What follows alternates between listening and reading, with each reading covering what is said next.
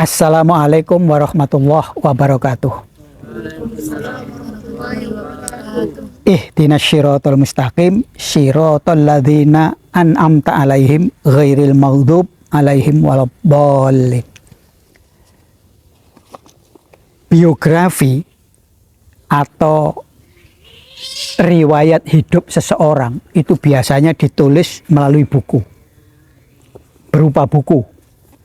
Ini ada buku riwayat hidupnya atau biografinya Bung Karno, penyambung lidah rakyat Indonesia, yang ditulis oleh Cindy Adams. Cindy Adams itu adalah wartawan Amerika, perempuan. Biografi Bung Karno itu banyak ditulis, ada yang ditulis oleh orang asing, ada yang ditulis oleh orang Indonesia sendiri. Misalnya orang Indonesia itu yang agak lama itu namanya Solihin Salam, itu menulis biografi Bung Karno. Tetapi ini ada biografi Bung Karno yang ditulis atau dibukukan dengan dibuat komik. Apa komik itu? Komik itu apa namanya, gambar, cerita bergambar. Nah ini ditulis oleh Sari Pusparini Soleh. Ada 5 buku ini. Jadi 5 buku itu, buku pertama judulnya Masa Kecil Putra Sang Fajar. Kemudian Masa Remaja Putra Sang Fajar. Kemudian Masa Pemuda Putra Sang Fajar. Ketiga, Masa Pra-Kemerdekaan Putra Sang Fajar. Kemudian Masa Kemerdekaan Putra Sang Fajar, cuma tahunnya ini 1945 sampai 1949. Ini lebih gampang dilihat karena berupa gambar. Ada 5 buku ini yang hari ini kita membahas Masa Kecil Putra Sang Fajar. Di dalam buku yang pertama ini, biografi Bung Karno yang berupa komik, diceritakan beberapa episode kehidupan Bung Karno. Dalam buku yang pertama Masa Kecil Putra Sang Fajar itu diceritakan bahwa Bung Karno itu dilahirkan di Surabaya pada tanggal 6 Juni 1901. Cuma ini menjadi pembicaraan lagi sekarang ini karena diketemukan sebuah akte kelahiran Bung Karno itu ternyata bukan di kota Surabayanya, tetapi di Jombang. Jadi Jombang dengan Surabaya itu tidak terlalu jauh. Ketika bapaknya menjadi guru di Jombang. Nah itu nanti bisa, kalau yang lama itu lahir di Surabaya tanggal 6 Juni 1901 di kampung namanya Pandean, Surabaya. Tetapi temuan yang terbaru ada sebuah dokumen itu yang juga ditandatangani oleh ayahnya Bung Karno bahwa beliau itu lahir di Jombang ketika bapaknya menjadi guru di daerah Jombang. Mana yang paling pas, Surabaya apa Jombang, itu akan menjadi objek penelitian sejarawan. Sehingga nanti kamu itu tidak perlu heran, sejarah itu adalah berdasarkan dokumen-dokumen yang ada. Kalau dokumen saat ditemukannya itu ada di Surabaya, maka orang mengatakan di Surabaya. Tapi kalau nanti bisa dibuktikan lain, misalnya yang sekarang itu sedang dibahas banyak orang di Jombang, maka itulah yang akan menjadi data dan fakta sejarah. Itu nanti urusanmu kalau kamu nanti sudah dewasa. Jadi kenapa Bung Karno itu disebut Putra Sang Fajar? Karena dia dilahirkan pada saat matahari terbit. Maka dia disebut Putra Sang Fajar. Jadi ini ilustrasi ibunya ketika hendak melahirkan Bung Karno, dan kemudian menjelang saat fajar menyingsing. Jadi ya antara jam 6 jam 5 gitu kan, ketika matahari sudah mulai terbit, Bung Karno itu lahir. Dia diberi nama Kusno. Jadi namanya itu asalnya itu Kusno.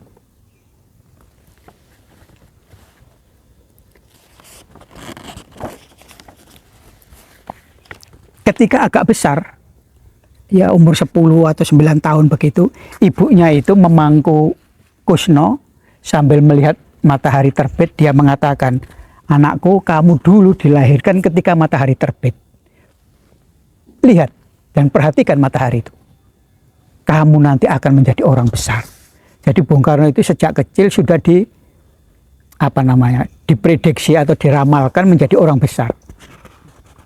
Baik oleh ibunya sendiri maupun oleh tetangganya. Ada tetangganya, itu namanya Mbah Darmo.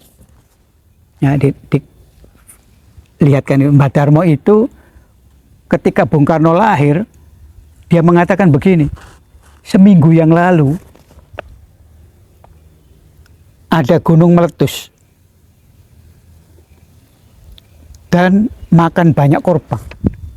Kata Mbah Darmo ini, kayaknya itu isyarat alam bahwa anakmu yang lahir itu akan menjadi orang besar. Itu kelahiran Bung Karno. Lah Bung Karno yang nama aslinya itu, nama kecilnya itu Kusno, sering sakit-sakitan. Satu, orang terutama di Jawa itu, kalau ada anak yang lahir kemudian diberi nama dan kok sakit-sakitan, itu ada omongan begini, "Oh, namanya kurang cocok, diganti saja." Nah itu, karena itu satu, karena Bung Karno kecil atau Kusno kecil itu sakit-sakitan. Diganti apa nama itu? Bung Karno itu ya karena bapaknya itu orang Jawa, sering cerita wayang. Di dalam cerita wayang itu ada yang namanya seorang kesatria namanya Karno. Dia itu ahli mana yang sangat sakti, diceritakan itu. Sehingga Bung Karno itu terinspirasi, kalau Karno itu adalah orang sakti, baiknya nama saya itu diganti saja, Karno, bukan Kusno. Tapi bapaknya kemudian nambahnya, "Bagus juga kalau kamu memilih nama Karno itu. Tapi untuk lebih bagusnya ditambahi Su." Su itu artinya indah. Jadi Sukarno. Nah, sejak saat itulah nama Kusno berubah menjadi Sukarno. Karena terinspirasi dengan seorang kesatria di dalam dunia pewayangan namanya Karno itu. Atau Adipati Karno itu. Sejak itu nama Kusno menjadi Sukarno. Menarik di dalam perjalanannya masa kecil Bung Karno itu adalah karena orang tuanya itu sebagai guru gajinya kecil, sehingga makan saja agak kesulitan. Suatu hari Sukarno dan Sukarni itu kakak perempuannya Bung Karno, itu dititipkan kepada kakeknya yang ada di Tulungagung. Jadi bapaknya ngajar di Jombang, kakeknya itu ada di Tulungagung, sebuah kota yang tidak jauh juga di Jawa Timur sana. Profesinya apa? Penjual kain batik. Jadi artinya untuk kehidupannya ya walaupun tidak mewah, tetapi kalau untuk makan dia lebih baik daripada kehidupan bapaknya Bung Karno yang guru sekolah rakyat yang gajinya kecil.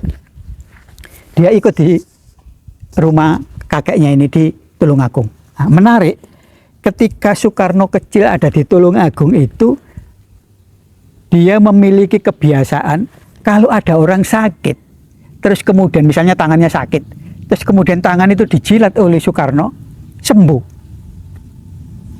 Sehingga setiap ada orang sakit, Bung Karno itu suruh jilat bagian yang sakit itu. Sehingga Bung Karno kecil itu dianggap dukun karena bisa menyembuhkan orang sakit. Jadi kalau ada orang sakit dia dipanggil, disuruh ngobati dengan cara mana yang sakit dijilat. Itu terkenal. Jadi itu masa kecil Soekarno, ya walaupun dia juga tidak suka dipanggil Mbah Dukun, Mbah Dukun. Jadi kalau dia liwat itu dia katain oleh orang kampung, Mbah Dukun, Mbah Dukun. Waduh, saya nggak suka itu, kata Bung Karno. Ya sudah, tapi dengan dia menjadi dianggap sebagai orang yang bisa menyembuhkan penyakit orang, maka dia juga mendapat apa ya? Zaman itu tidak ada uang. Paling jadi kalau dia sembuh diberi beras, menyembuhkan apa diberi pisang. Nah, jadi ya paling tidak gizinya terpenuhi lah dengan profesi yang mendadak itu. Tapi dia tidak lama di Tulungagung itu. Dia merasa lebih nyaman kalau di rumah ibunya atau bapaknya sendiri walaupun makan kekurangan. Akhirnya dia kembali lagi bersama orang tuanya. Lah, ibunya itu adalah orang keturunan sukunya itu suku Bali. Bapaknya orang Jawa. Jadi Bung Karno itu gabungan dari darah Bali dan darah Jawa. Kalau di dalam keadaan serba kekurangan itu, ibunya senantiasa memberi semangat. Karno dan kakaknya untuk, jadi dulu itu Bung Karno namanya Kusno, kakaknya namanya Karsina, tapi kemudian Karsina menjadi Sukarmini dan Bung Karno Kusno menjadi Soekarno. Jadi ibunya itu untuk menghibur dua orang anaknya itu, dia cerita dulu nenek moyangmu yang ada di Bali itu adalah keluarga Raja Singaraja. Tetapi karena kerajaan Singaraja itu di bumi hanguskan oleh Belanda, maka keluarga kerajaan itu menjadi tercerai-berai dan miskin karena hartanya dirampas oleh Belanda. Dan nenek moyangnya diasingkan ke tempat-tempat yang jauh. Itu dari ibunya, Raja Singaraja di Bali. Kalau dari bapaknya, itu ada keturunan Raja Kediri di Jawa. Jadi dibangkit-bangkitkannya kepahlawanan nenek moyangnya itu. Sehingga Bung Karno dan kakaknya Karsina itu menjadi, ya walaupun hidup susah, tapi ada kebanggaan juga. Ternyata kita itu adalah orang-orang yang berjasa, nenek moyangnya. Karena bapaknya seorang guru, maka Bung Karno itu dididik untuk menjadi orang yang sangat terpelajar. Tapi bapaknya itu keras kalau mendidik Bung Karno itu, ayo kamu belajar. Karena bapaknya guru, jadi kalau Bung Karno itu agak malas-malas sedikit gitu, disuruh giat belajar. Kamu itu harus jadi orang pintar. Jadi dimarahi ya. Kalau kamu tidak pintar, apa yang kamu harapkan di dalam hidup ini? Sudah miskin, tidak pintar, apa? Jadi kamu harus belajar. Bapaknya itu begitu. Di zaman itu, kalau pribumi seperti kita ini tidak bisa masuk ke sekolah Belanda.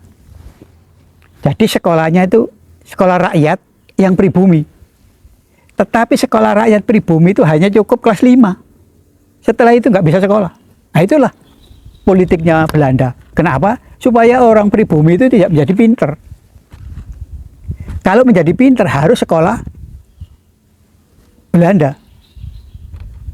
Nah, bapaknya Bung Karno itu kepingin anaknya itu bisa melanjutkan sekolahnya. Makanya dia berusaha keras anaknya Soekarno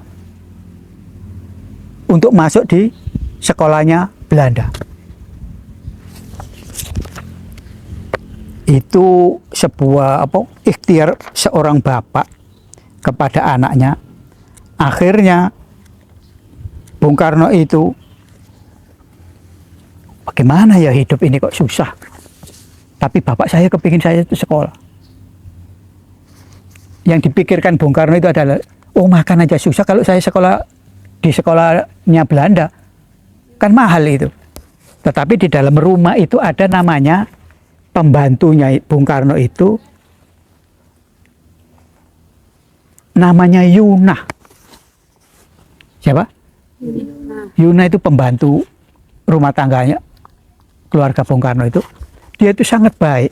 Jadi kalau Bung Karno itu lapar, dibuatlah masakan, diambilnya apa, entah ketela pohon, entah apa, direbus, dimakan. Jadi dia itu sangat perhatian dengan Bung Karno kecil. Kalau Bung Karno tanya, Yuna, kenapa sampean kok baik hati dengan saya? Padahal bukan anaknya kan. Si Yuna itu mengatakan, Soekarno, orang hidup itu harus saling membantu. Walaupun kamu bukan keluarga saya, tapi saya sangat menyayangi kamu, supaya kamu menjadi orang besar. Itu omongan Yuna atau pembantunya itu diingat Bung Karno sampai dia menjadi presiden. Ternyata ada juga orang atau rakyat yang tidak mempunyai materi banyak, tapi sangat menyayangi dia dengan caranya. Suatu hari Yuna ini sebagai pembantunya sudah keluar dari rumah tangganya itu, Bung Karno itu kehilangan. Biasanya kalau ada Yuna itu, kalau dia lapar digodokkan ketela, kalau dia sedih dia diceritain. Tapi ketika Yuna itu sudah tidak ada, kakaknya lah yang menemani dia. Kalau tidur ditemani. Tapi kakaknya itu juga sering marah kepada Bung Karno. Kenapa? Karena kalau Bung Karno itu ditunggui tidur, apa, sering mengigau gitu. Terus kakaknya itu ditendangi ya. Jadi kakaknya kan marah. Kakaknya pun menjauhkan, udahlah kamu itu kalau ditemani untuk tidur, saya kamu tendangi kan gitu. Akhirnya Bung Karno itu berteman dengan seekor anjing yang sangat, namanya Kiar anjing ini. Jadi Kiar itu menghibur Bung Karno kecil ketika di dalam kehidupan sehari-harinya kekurangan makan. Ada lagi cerita, Bung Karno itu disuruh menjaga padi.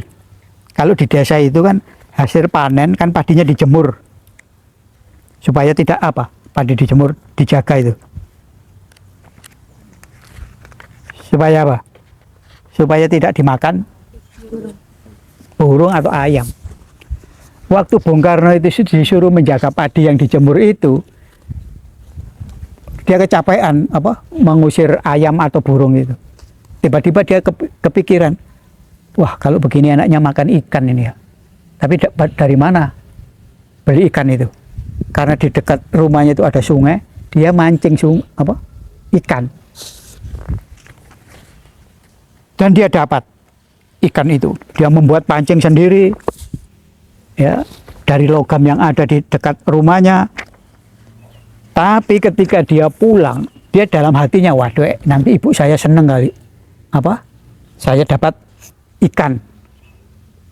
Tidak biasanya kalau makan malam, makan sore itu ada ikan. Ini ada ikan.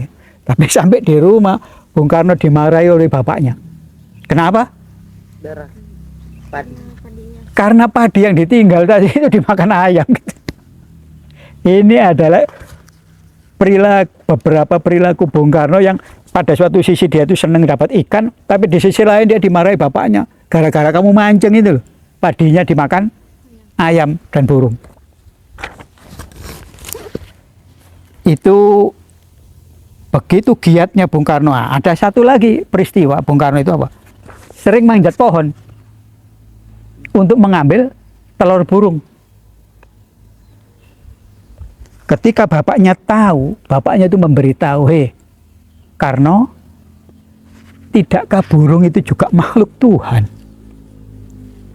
Kalau dia bertelur di sarangnya, terus kemudian beranak,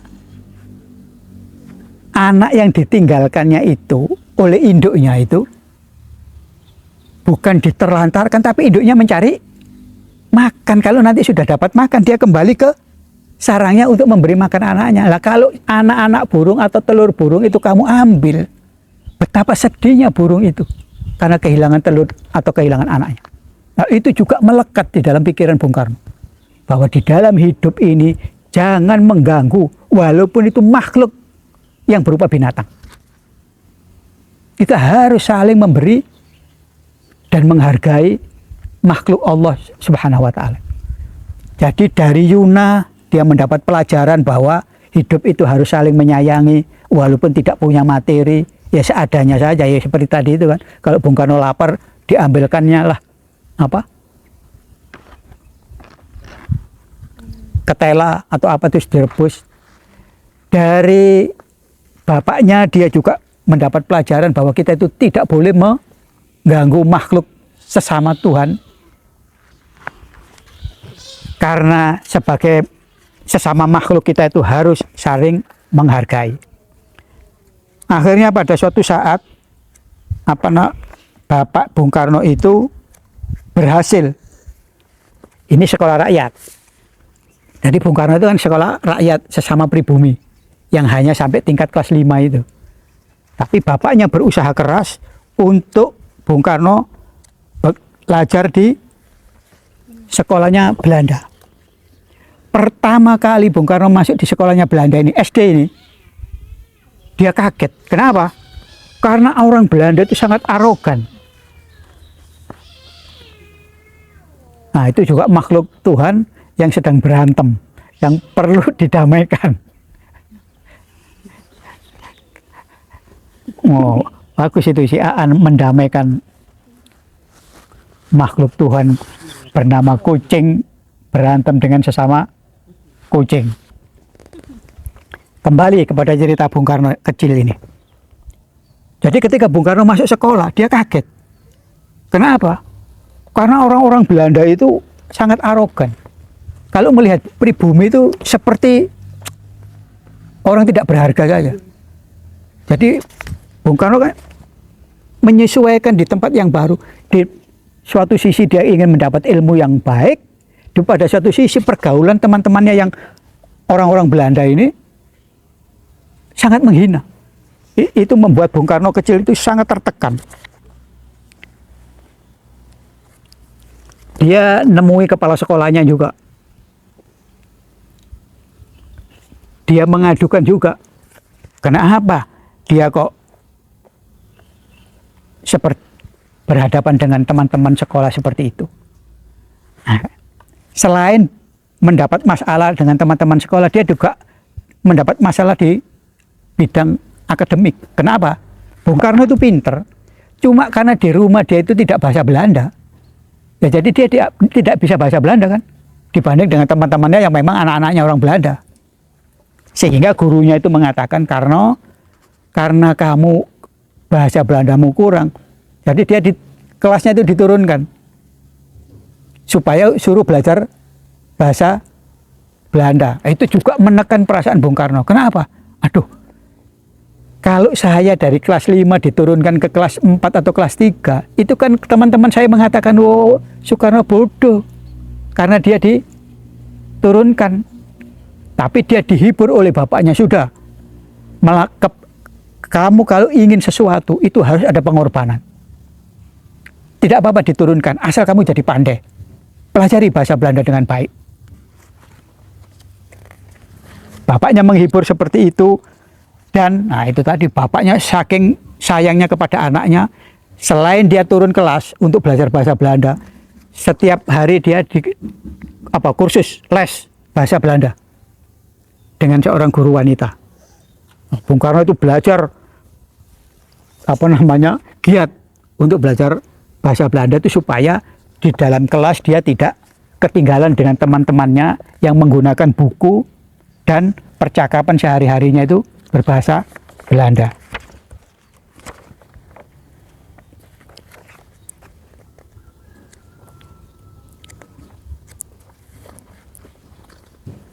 Jadi keinginan orang tua yang secara material tidak mampu dan secara sosial bukan menjadi sebuah sangat susah untuk masuk ke sekolah Belanda itu tidak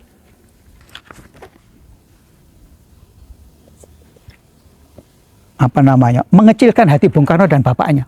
Sehingga dengan Bung Karno belajar bahasa Belanda dengan tekun, maka harapannya untuk menjadi orang besar dan sekolah di tingkat yang lebih tinggi lagi terlaksana.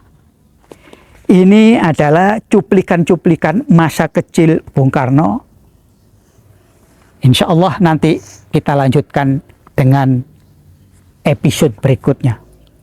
Wallahu muwafiq ila aqwamit thoriq, wabillahi taufiq wal hidayah. Wassalamualaikum warahmatullahi wabarakatuh.